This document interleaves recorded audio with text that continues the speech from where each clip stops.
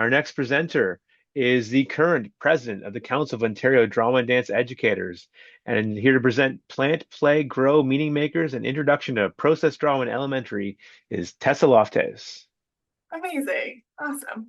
All right. Um, so the premise of this workshop, it was designed for primary junior teachers, which are students aged like 5 to 11 or 12. And this workshop's intention is to invite new teachers or teachers new to drama to consider how meaningful dramatic arts experiences might look for young learners and the ways that that translates for learners as they get older. So we're going to focus on some practical structures that you can use, and maybe we'll join in together for a few activities if people feel comfortable to do that. I'm comfortable. I knew you would be game, Matthew.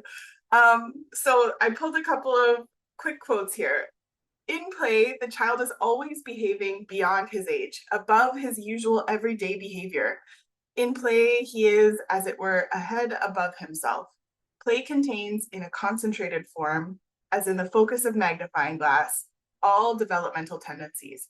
It is as if the child tries to jump above his usual level.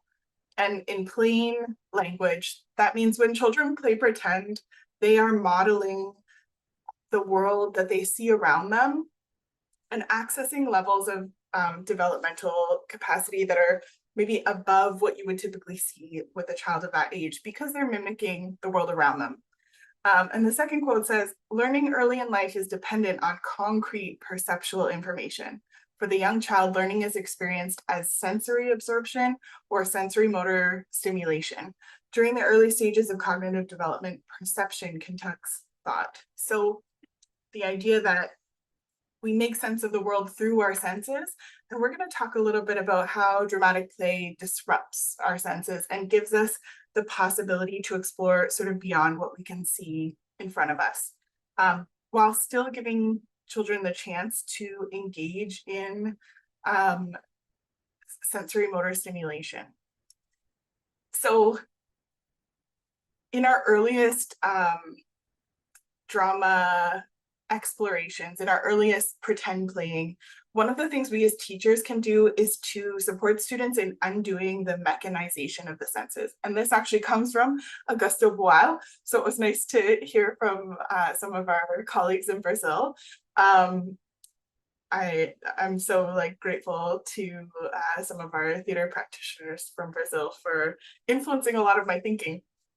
Our goal is to help create a fantasy space and to help students suspend their disbelief. So we're disrupting what they see around them and infusing it with possibility.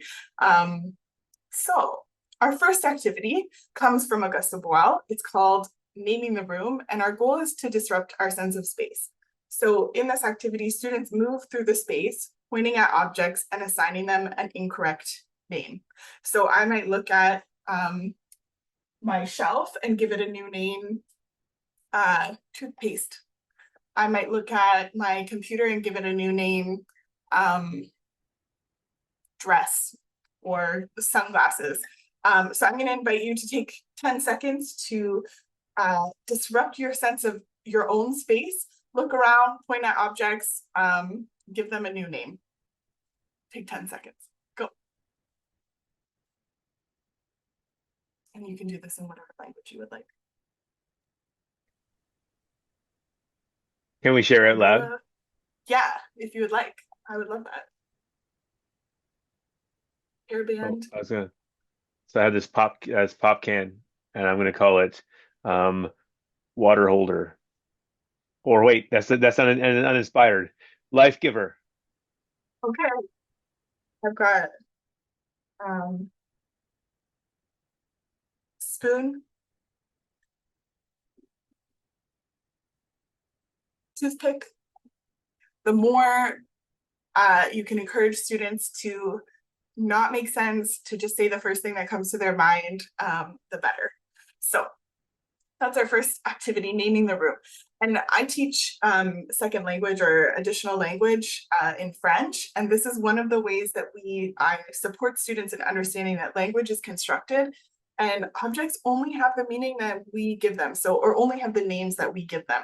So if we can take away the words that we are used to using for understanding the space, we can undo that like automatic association and start to give kids the power to expand their thinking about the space around them.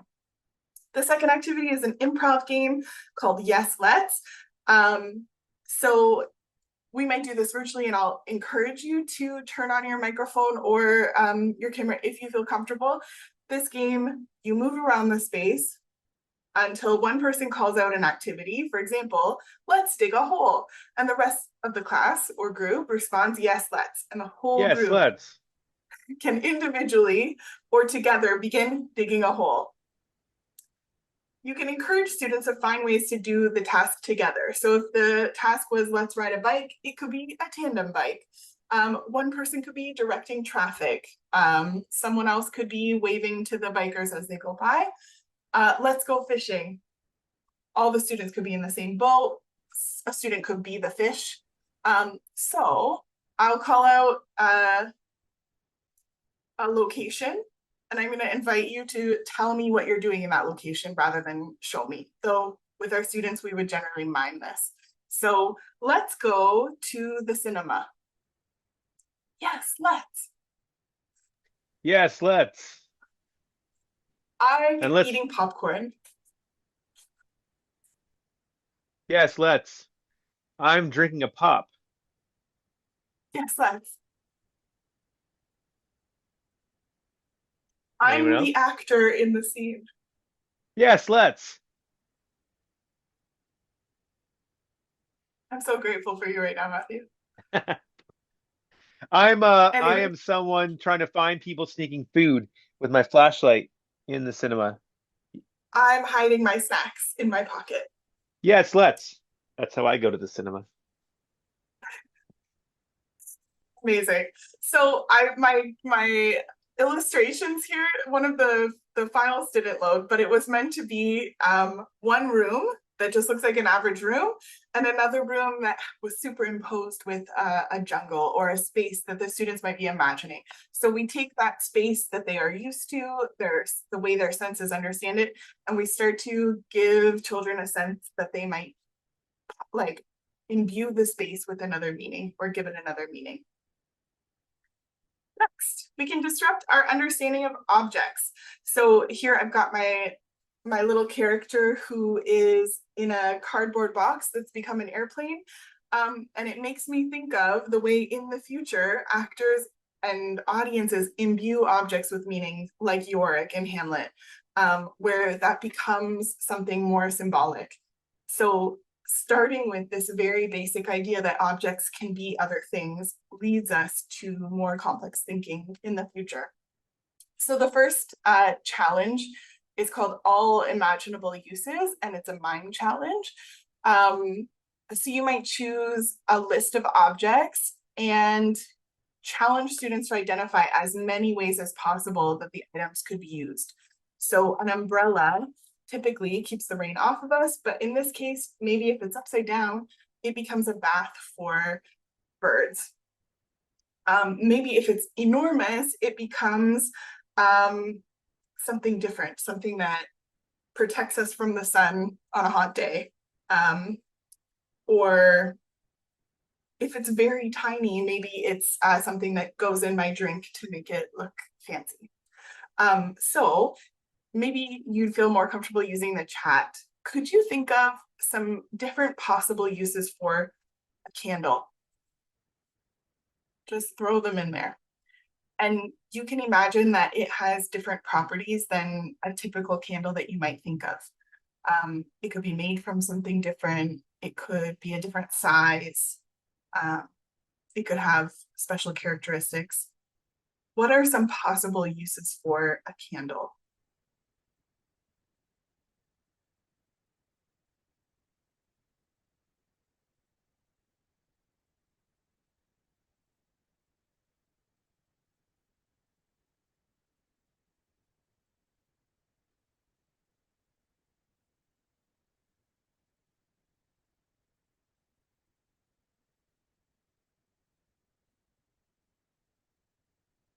That one's got people stumped.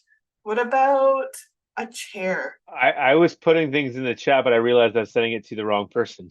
Oh, I knew I was like, where's Matthew? I can always count So on him. I will share what I put in the chat. I put Sure. first I said like an earplug because mold it if it's and then I said a teleportation device because it's a magic candle when you light it you teleport, and then I said a moldable wound coverage like bandage.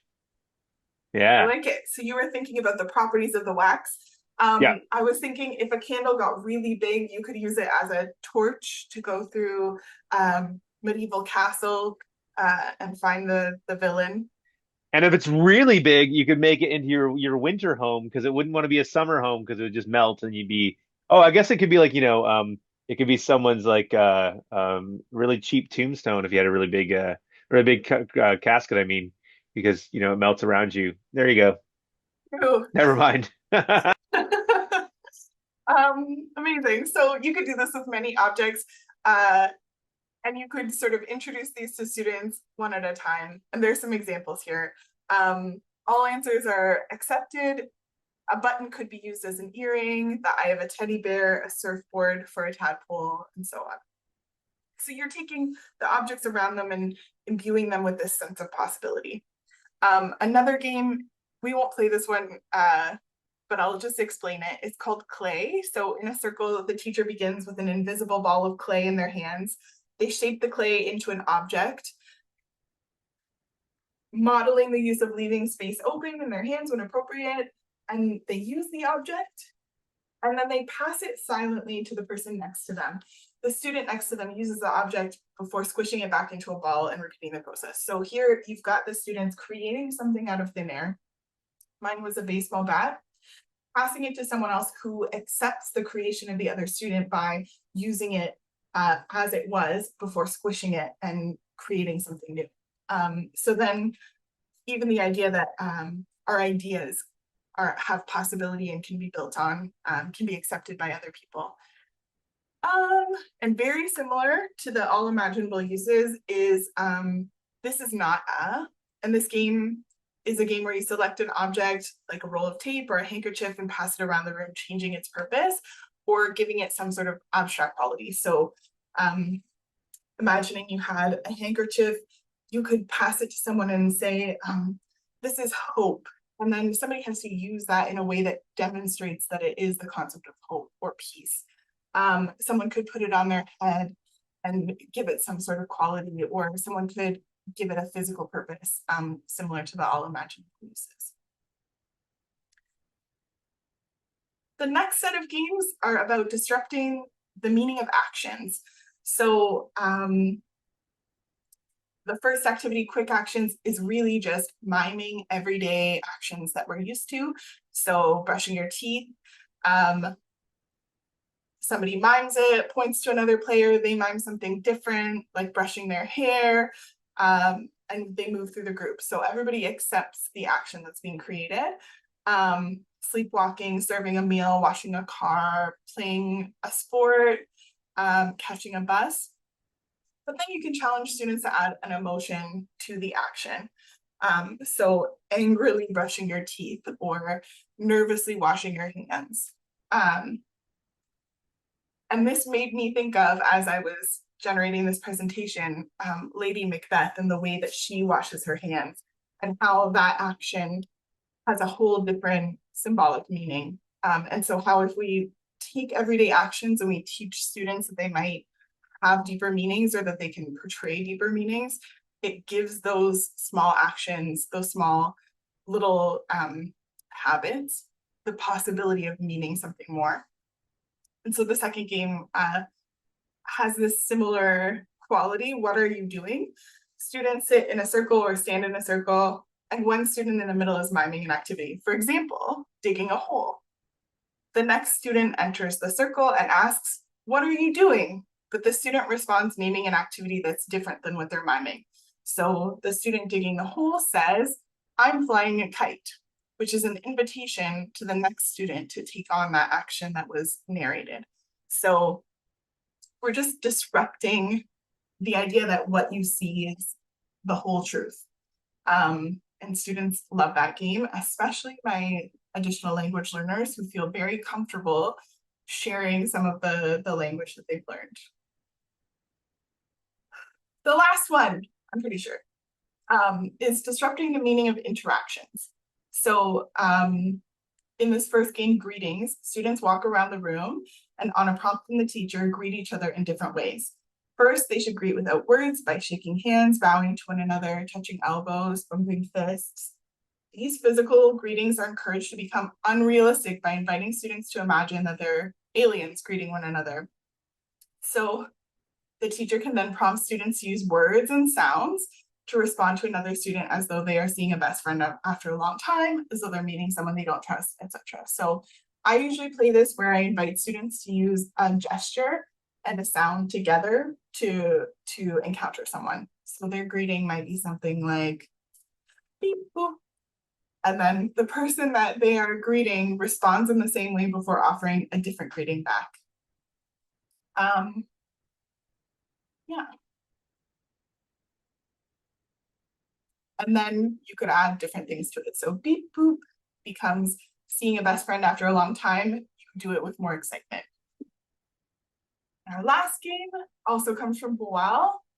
It's called L'Ours de Poitiers, or the Bear of Poitiers, and it's about heightening your senses and your concentration.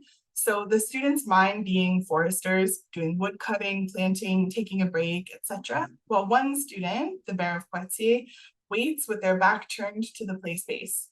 When the bear growls and turns around, everyone falls to the ground and plays dead, not moving except for their normal bodily functions, as if their life depends on it.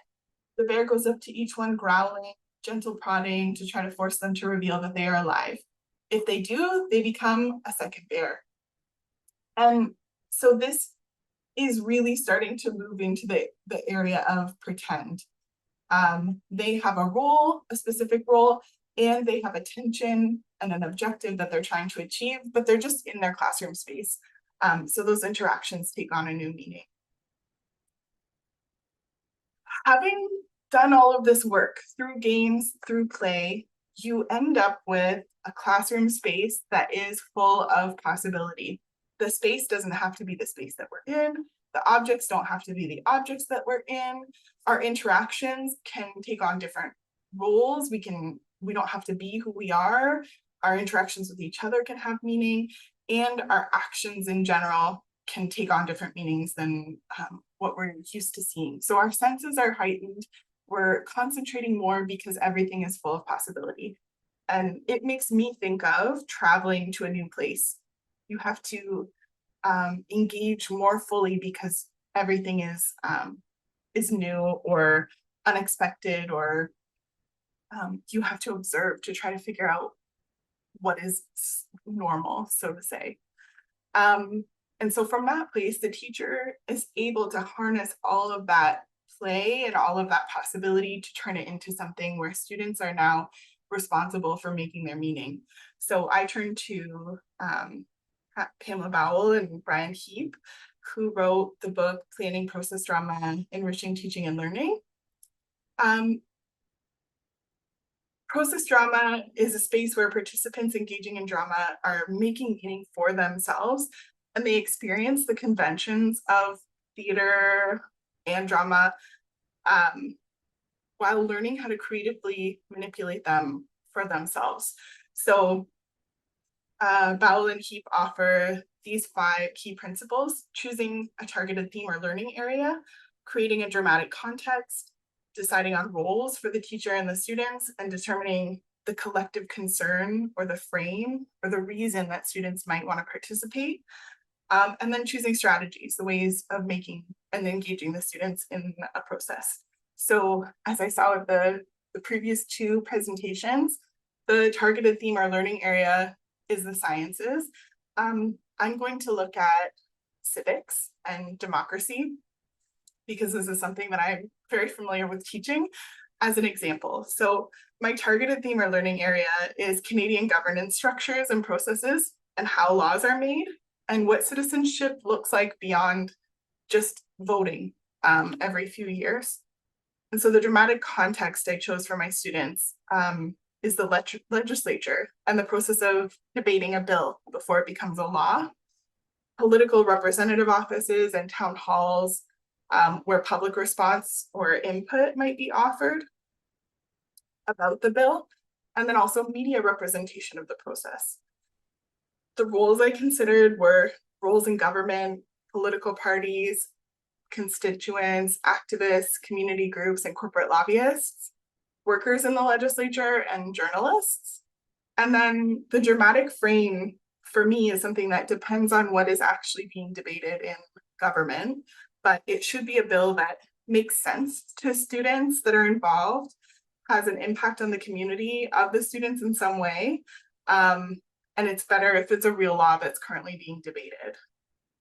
So having those 4 pieces in place, I start to make decisions about what context or how I'm going to create those contexts, how I'm going to use play to make that world real for them. And so the first step to me is establishing knowledge about the theme or learning area through play. So how might I teach my students about the legislature? I might have them map the legislature based on research that they're doing. So they might create a map, a physical map through visual arts. But then we're going to think beyond that because we're in the zone of play. So why is the prime minister next to this person? Or why does this person sit here and that person's way in the corner? And what meanings can we add to those things? Students might do a museum tour where they are the experts on the legislature for the day, and they take us on a tour and they share all of those meanings with us.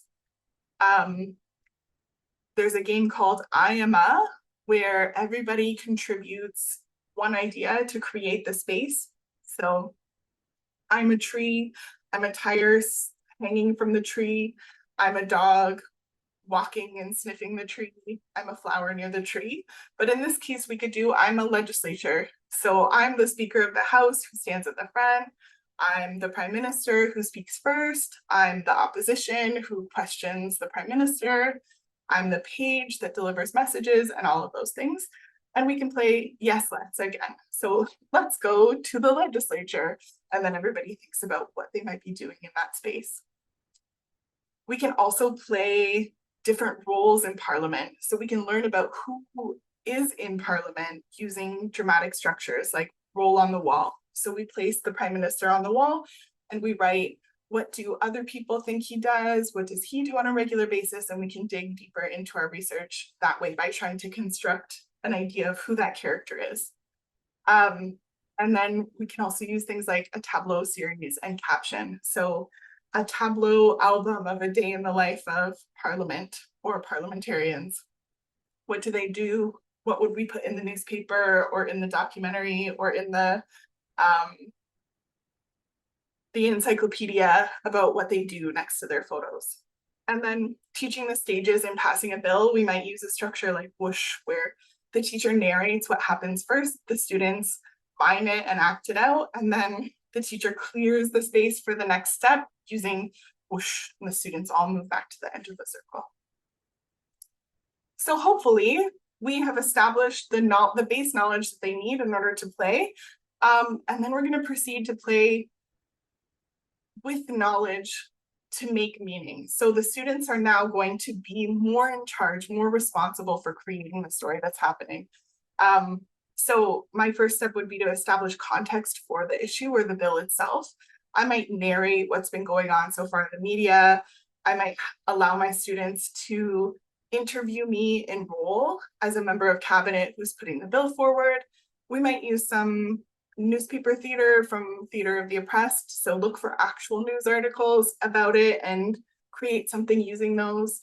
I might take a partial news article and invite my students to like infer what happened or to build on it.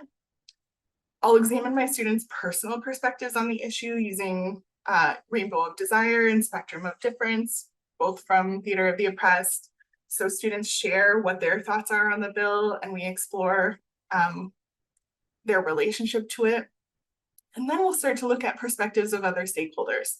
So political party positions on the issue, inviting students to take on the role of the political parties and doing research into what their position might be relative to that. And then public perspectives on the issue. So they might take on the role of activists who are for or against the bill. They might look at constituents. They might look at if the bill has something to do with farmers, they might look at the perspective of farmers. Um, they might do some writing and role as journalists or letters to the editor. They might develop protest signs depending on how strongly they feel about the issue. And then they debate the bill. So we establish the classroom as the House of Commons or the legislature, and they are in role as politicians, and then finally they vote. I did this with my students about a bill regarding single-use plastics, and the depth of engagement with the research material. It was so easy. They wanted to know these things because they felt a responsibility to their role and to the fictional scenario that we had created in the classroom. So they came dressed as politicians with PowerPoint presentations that were not required from me. And students that weren't able to access that level of expertise took on roles like pages, delivering messages to each other. The students were strategizing within their roles. It was pretty incredible. Once the vote happens, there are responses from the public. So how do we respond to the outcome and connect to the world beyond the world of play that we've created? There's so many opportunities. We could use a telephone as an object that represents calling their elected official. We could use eavesdropping, where constituents have conversations about the decision with their friends and family and what it will mean for them. We could talk about whose voices were missing. Were there Indigenous folks who we did not represent? How could we learn about their perspectives on that topic? We could engage with real politicians about the issue through letter writing or classroom visits. We could create a newspaper article through Tableau about what happened. We could do some writing and role, or we could do a press conference and role as politicians who are really excited or disappointed, and then compare with real world examples. So my students have written to politicians as a result of drama that we've done using this kind of process drama approach. And the knowledge that they communicated was, like in our opening slide, ahead above what you would expect from 10-year-olds, citing the United Nations Declaration on the Rights of Indigenous People, for example, to the Prime Minister and making specific requests about what actions should be taken. Just demonstrating like how seriously they took the work, even though it was really play. So to conclude, play provides children with the tools to engage with the real world as agents of change. And the time we invest playing teaches children that the world is full of possibility and that they are the creators of meaning. And the only other piece that I'll share is just that I chose to do it in a really realistic way, but process drama also allows us to engage in those serious topics within the context of play. So I've also done a similar unit where students created a fictional world and held elections within the context of that fictional world, and then were presented with a problem and explored the real life process of making a bill, but applied it to their fictional context. Yeah.